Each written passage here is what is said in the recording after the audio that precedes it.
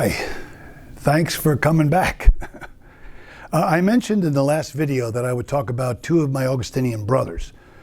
There are many others that I could talk about, but time being an issue, I'll keep it to just these two. The first is Jim Flynn, Father Jim Flynn. Jim got me through Latin in the seminary.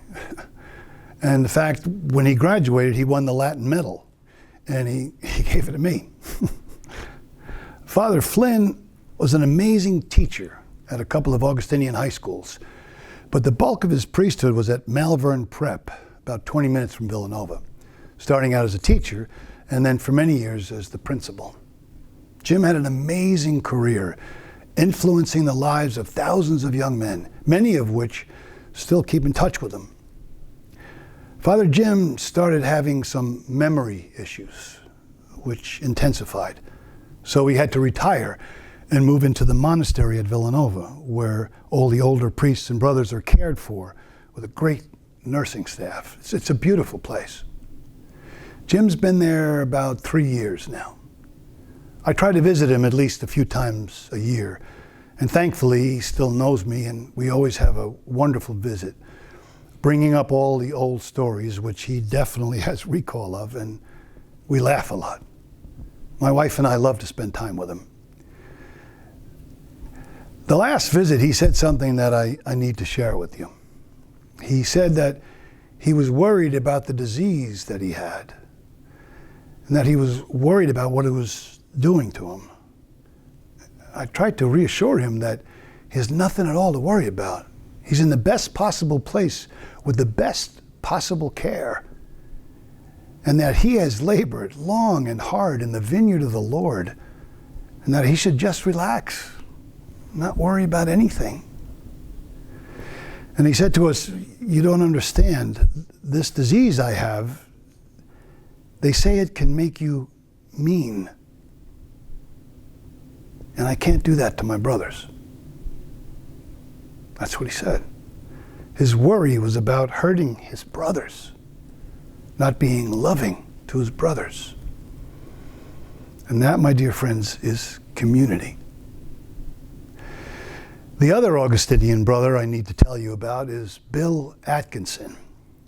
Now, the first thing that stands out about him is to say that he was the best natural athlete I have ever seen. No kidding.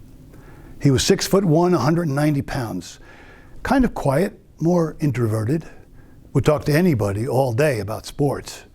His brother Al was a football player at Villanova.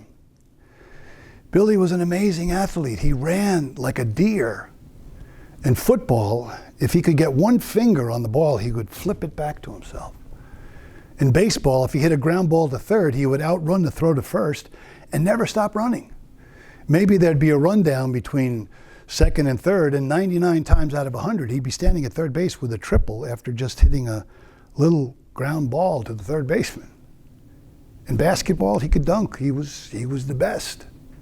But his real love was football. We became good friends, and he became my mentor, certainly in all things sports, but in a lot of other stuff as well. He was 2 years ahead of me, so after a summer off, he was heading to the novitiate and into his year of silence. We got together right before he left, and he said he was questioning things, wondering if he should go to the novitiate. And then he said, "I decided to go to see what the Lord has in store for me." Months later, I received a letter from Bill letting me know that he was good and happy and right where he was supposed to be. That February, on President's Weekend, there was a snowstorm at the Navi, and the priests gave them the day off, to recreate, to talk, go play in the snow. They all went tobogganing down the big hill. There were 4 guys on this particular sled, and Bill was in front. The snow kicked up in their faces, and the toboggan went off the course and into a tree. Billy's head hit the tree hard, and that hit severed his entire spinal cord. He was rushed to the hospital in the back of a station wagon. Because of the snowstorm, no ambulance could get there. When word got to us, it was one of the toughest times I've ever had to go through. He was supposed to die. People were there with him around the clock telling him to breathe. His brother Al Atkinson, now the middle linebacker for the New York Jets, was there often, encouraging him. From the hospital, Billy was sent to a rehab facility in Philadelphia, and the first chance I got, I went to see him. And he could tell I was having trouble seeing him like that. But he assured me that he was good. He was okay. He was in the rehab facility for 2 years. He was a quadriplegic, no use of his arms or legs. They found one nerve on his shoulder that worked. So with braces on his arms and compressed air, he could lift his arms ever so slightly. And they would attach a pencil with the eraser head down so that he could literally type that fast. After those 2 years in rehab, Billy wanted to come back to the seminary. And when it came time for me to go to the Navi, we had to go to Villanova for the ceremony where we would get our white novice habits and then by bus head up to our year of silence in New Hamburg, New York. And when I arrived at Villanova, there he was. It was so amazing and wonderful that he was still my brother, and that when my novitiate year was over, the band would be back together again. Remember I mentioned that Billy was a little introverted? Well, not anymore. He was still on the quiet side, but now so much more of an extrovert. To make a very long story shorter, Bill continued in the seminary. Now, I'm not sure if this is common knowledge or not, but you were not allowed to be ordained a priest if you didn't have use of these 4 fingers to consecrate the bread and the wine. It was considered an impediment to the priesthood.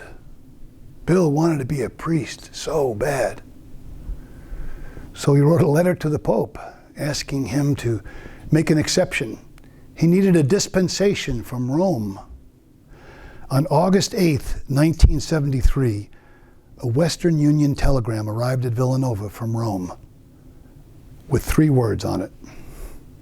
Atkinson, dispensation granted. I was at his ordination and first Mass. He was the first quadriplegic ever ordained to the priesthood. From there, Bill taught at Monsignor Bonner High School for 30 years. There are a million stories I could tell you of his effect as a priest and the thousands of lives that he touched and influenced. He would work before and after his ordination a full day a week at Valley Forge Army Hospital with the young soldiers paralyzed from the Vietnam War. He was able to do this work without any assistance other than being driven to and from the hospital. All he needed was his motorized wheelchair. He corresponded with many other paralyzed persons with the use of that electric typewriter. Billy, Father Bill, loved the Jersey Shore. His family had a summer house there. On Sundays, Bill would say Mass in the house, and so many people would fill the house with so many more wanting in. So they would open all the windows so people could look in. There was a crowd outside. When his health was getting a little bit more in question, he too retired to the monastery. And every year he would spend a few days in the hospital to get suctioned out, all of the tubes and stuff. And when that time came around, they said, Bill, Father Atkinson, we're going to schedule your annual trip to the hospital. And he said, no, I'm good. And they said, what do you mean? He said, I'm good, I don't have to go. They called the provincial, who was a classmate of mine, Father Don Riley. So Don went to see him, and he asked, what's going on? And Bill said to Father Riley, I'm ready. To which Father Riley said, you've been ready for 40 years. And he said, no, I'm really ready. Father Riley called his family, and they came, and he died the next day. When I heard of his passing, the first thing I thought about was him, of course, being in heaven and running through an open field. with angels chasing after him, saying, "But wait, wait, you can fly now." His funeral was beautiful, with so many of his former students, many with their wives and families, and of course, all of his brothers. His accident happened when he was 20 years old, and he was in that chair for 40 years. He was 60 years old when he died in 2006. And they said he would never live that long. And here's the kicker. On November 17th, 2015, at 4:20 p.m., Archbishop Charles Chaput of Philadelphia introduced the question of the cause of Bill Atkinson, Order of Saint Augustine, to the U.S. Conference of Catholic Bishops to start the process for his canonization to sainthood. The Council of Bishops unanimously agreed, and his cause for sainthood is well on its way.